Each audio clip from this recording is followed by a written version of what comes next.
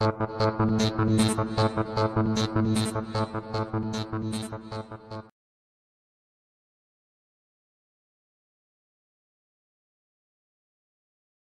this is Tyler Hicks, great photojournalist, Pulitzer Prize winner. I think he's on the road.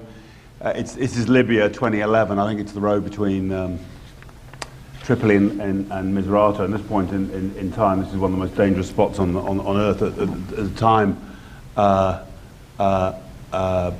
great colleague of mine at the BBC was shot by and survived by a bullet which hit two other journalists, killing one of them.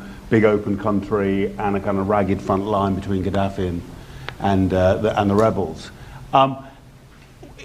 In a way, Tyler sits at the top of a pyramid. It takes a lot to get Tyler there. I mean, there's the best safety training, the best security you can provide, and the kind of system, 31 Foreign Bureau, a whole kind of system of doing international news. But below that, you've got a company and a family, the Ox-Sulzberger family, who are committed to this kind of journalism. And at the base of the pyramid, you've got readers who also are committed and in many cases are prepared to pay for it. Let's go next slide. And we've set ourselves this fairly simply stated, arguably reasonably alarming goal, which is to double digital revenue. We did it, we've pretty much done it between, by 2015 we'll have more than doubled it since 2010. We're saying that by 2020 we'd like to double our digital revenue again. Next slide. How do we do it? More than doubling the number of most engaged users. We can talk about what we mean by most engaged, but more than double the number of most engaged users. That means reaching out to beyond our heartland in the US and new audiences here. It means really connecting with, and not shallow. I mean, our thesis is a big top of the funnel, reaching tens of millions of people, is really good to get people to sample what you do. In terms of monetization, it's less helpful than many of our competitors think. Right. In our case, 90% of our digital revenue comes from 12% of the visitors. The strategy for significantly building engaged audiences as well. Right. And what that means is continuing to do an effective job in converting, as it were, near at hand and already quite engaged audiences. But also, we've got to reach out deeply out into the world to try and build new audiences, and not just new passing trade who bump into you once a month, but audiences who over time come to really rely on you.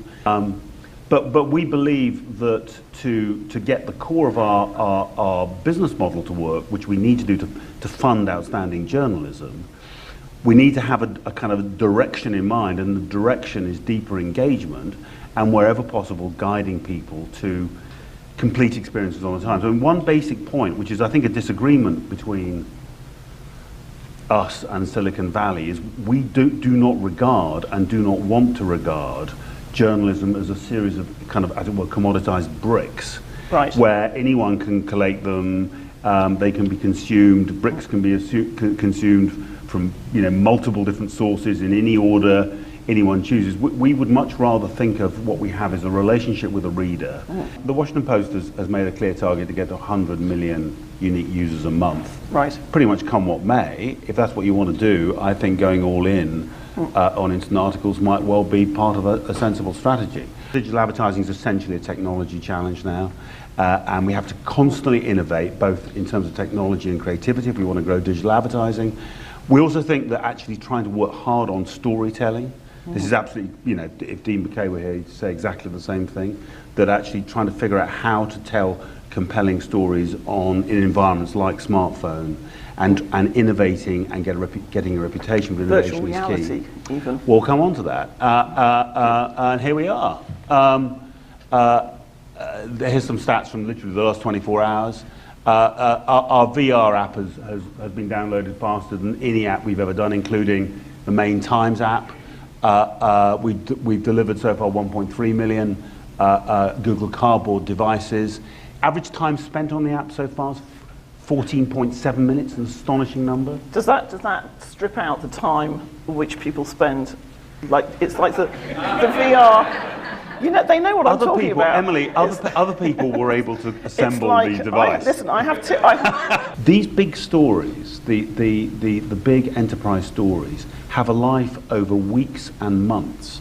And I think it's very interesting. I mean, the New York Times in particular, in terms of the corpus of content, it's about 300 pieces of content a day.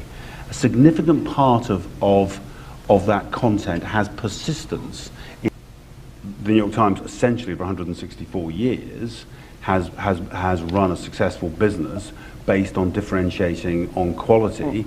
And although I accept it's possible that there's a new law of physics and or a new law of human nature, and people no longer want to pay for high quality, that's possible.